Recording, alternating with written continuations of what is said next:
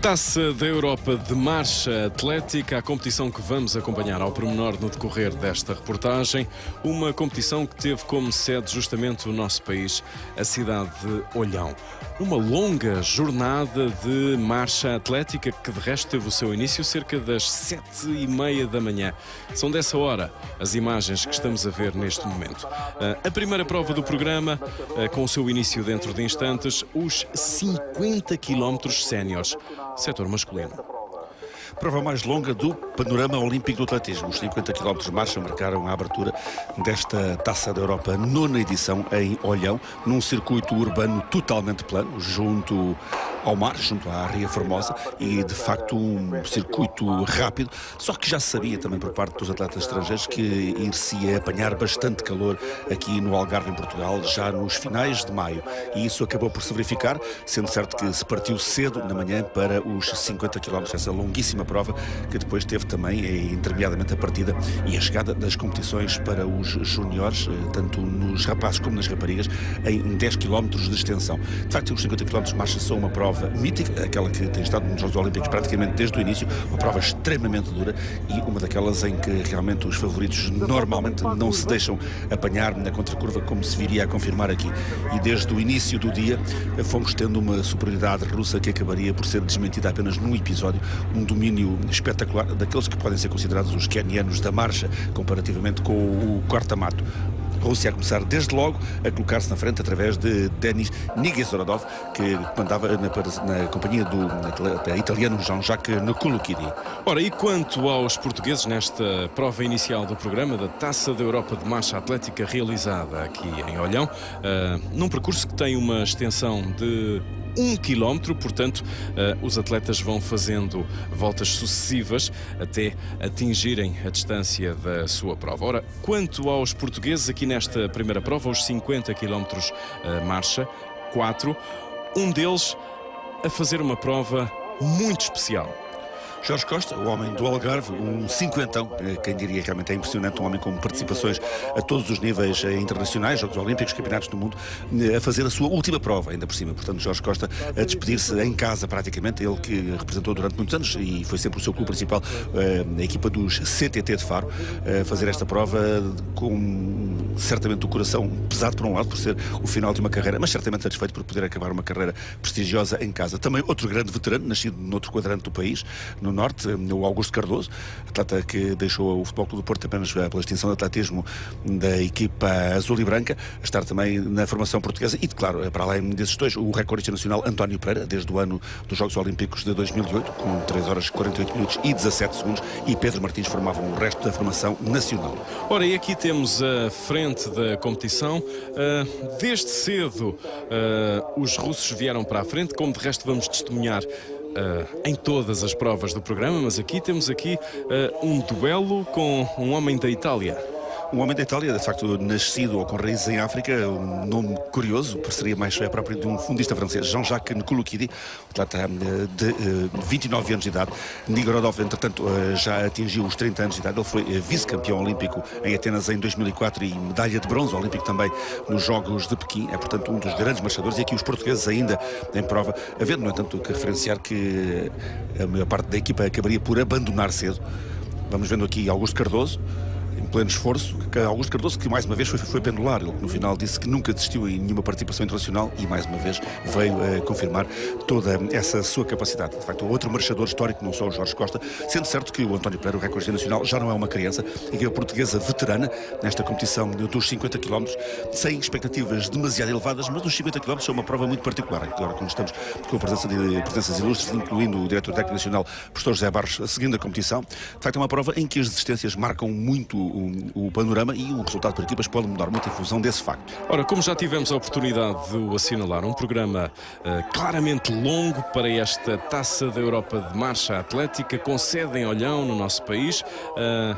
Está em prova o circuito referente aos 50 km e em simultâneo vamos ter também para já os 10 km no escalão de júniores, aqui com 2 marchadores nacionais em prova. Bruno Pedro e Samuel Pereira, dois rapazes nascidos praticamente na mesma altura. O Bruno Pedro nascido em 12 de outubro de 1993, o Samuel Pereira nascido a 25 de novembro também desse ano de 1993.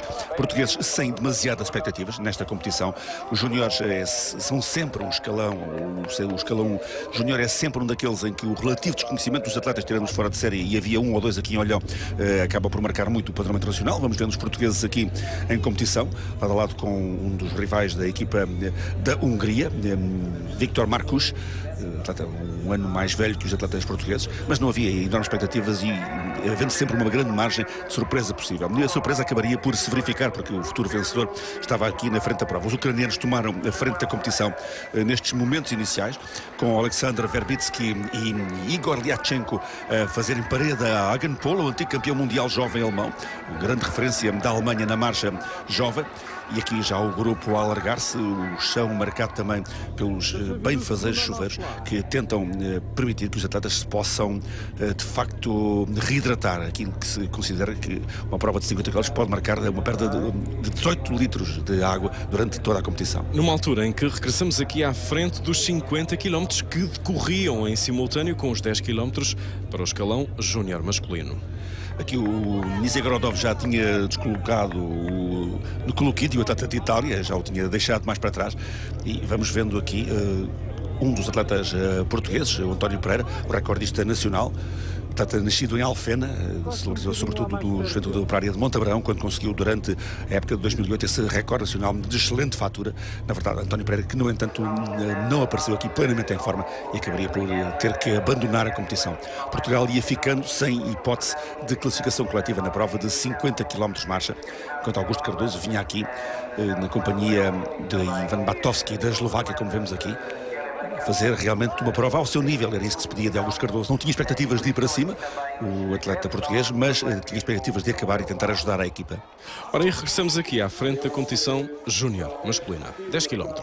Os ucranianos a marcarem o ritmo, com o Lyachenko, que confessou no final que não tinha dormido na véspera. Tal a tensão da prova, não deixa de ser curioso, mas está provado por estudos recentes que muitos atletas de alta competição não conseguem de todo dormir na véspera dos grandes campeonatos.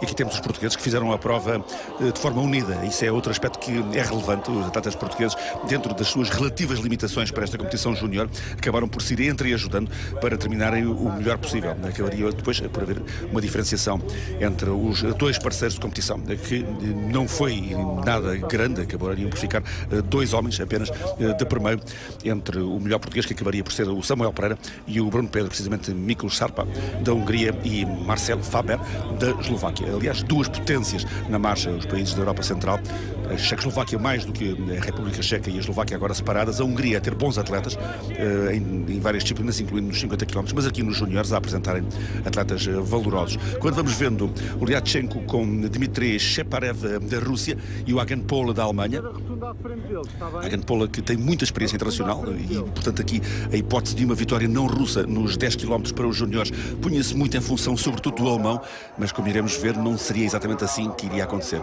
Aqui um cartaz incitativo do Jorge Costa, e aqui vemos o atleta algarvio, essa lenda, não tanto, diríamos, pelos resultados internacionais extraordinários, porque de facto teve muitos regulares e não foi um atleta que fosse como, por exemplo, a Susana Feitor, um atleta de topo a nível mundial, mas sobretudo pela capacidade que teve de manter uma carreira longuíssima num plano de grande dedicação que ele não quis abdicar até ao fim. Jorge Costa, que nasceu a 20 de março de 1961 em Faro, representando esta época que será a terminal para ele, como ele afirmou, o Clube Oriental de Puxão, aqui mesmo da região, e cujo recorde pessoal nesta distância de 3 horas, 55 minutos e 31 segundos. Já um recorde pessoal distante. Em termos daquilo que falávamos de grandes classificações, teve 2 13º lugares em Taça da Europa no ano de 2009, esse foi o seu melhor resultado, e depois na Taça do Mundo em 2004, 2 13º lugares. São boas posições para Jorge Costa, embora saibamos que os pelotões dos 50 km normalmente acabam por ficar bastante curtos no final de cada competição. Fruto da dureza da mesma, e tendo em conta tudo isso, aqui acabaram em Olhão ainda assim 29 atletas.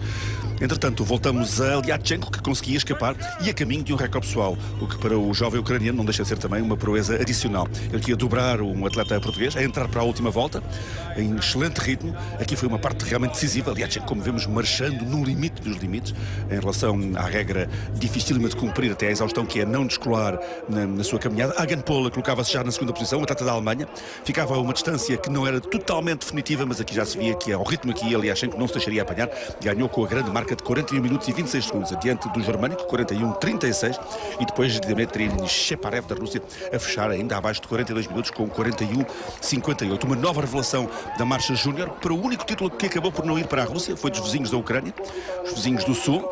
Enquanto a Alemanha tinha uma medalha mais na marcha, fazendo lembrar os antigos tempos em que era uma potência da disciplina, a Rússia conseguia o terceiro lugar então, e também o quarto para Alexander Verbitsky, com 42 minutos e 9 segundos adiante do terceiro homem da equipa. Pavel Parchin acabou na quinta posição. Dos portugueses, melhor posição para Samuel Pereira, na posição número 19, 45 minutos e 46 segundos, e depois de chegarem o Milos Sarp e o Marcel Faber, o húngaro e o eslovaco, chegou o Bruno Pedro, com 46 minutos e 19 segundos na posição número 22, de entre 35 atletas que acabaram.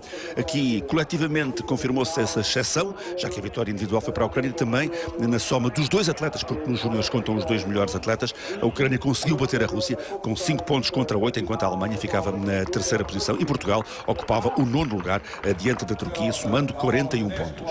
Aqui também a oportunidade para vermos o emblemático momento do pódio, o primeiro pódio desta Taça da Europa de Marcha Atlética que o nosso país recebeu justamente em Olhão. Aqui, vitória para a Ucrânia, tanto em termos individuais como também em termos coletivos. Aí está o grande vencedor dos 10 km júniores, setor masculino. Recordamos que as provas continuavam em simultâneo, designadamente os 50 km séniores masculinos, que vamos retomar na reportagem dentro de alguns instantes.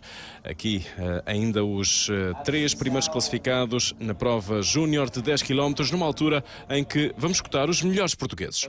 Foi difícil, como disse, porque está calor e a curva ali ao fundo não ajuda. Tentámos partir um bocado mais rápido para pelo menos mantermos as marcas que temos.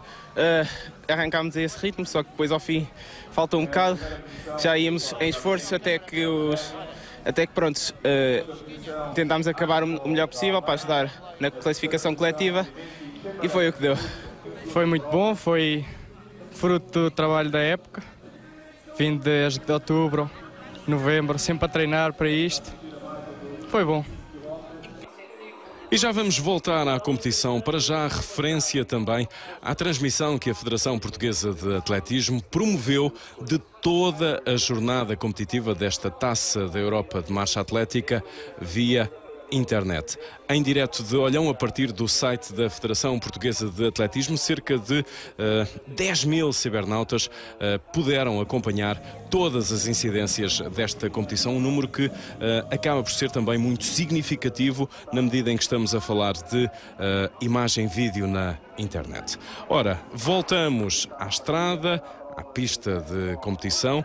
Em simultâneo continuam a decorrer os 50 km séniores para o setor masculino e, terminados os 10 km júniores masculinos, iniciam-se também os 10 km júniores setor feminino, aqui com uma portuguesa em prova. Sandra Monteiro era a única portuguesa, era de facto uma atleta com um bom nome já nas camadas jovens da marcha, mas aqui era uma prova em que muito provavelmente, apesar destes fogachos iniciais também por parte da Ucrânia, as russas não se deixariam surpreender. Tinham de facto duas atletas que eram nomes mais que sonantes, Helena Lashmanova e Svetlana Vassilieva, e curiosamente viria aqui, com o domínio das russas a marcar-se logo na primeira volta da competição, a verificar-se um facto muito interessante. Depois de Olive Lognan ter sido a primeira irlandesa a ganhar uma grande medalha em marcha nas séniores e maiores campeonatos, iríamos ter aqui uma medalha de bronze para a Irlanda e para uma atleta que já tinha relações com a Associação Europeia de Atletismo. Isso ficará mais para a frente, quando vamos vendo os momentos iniciais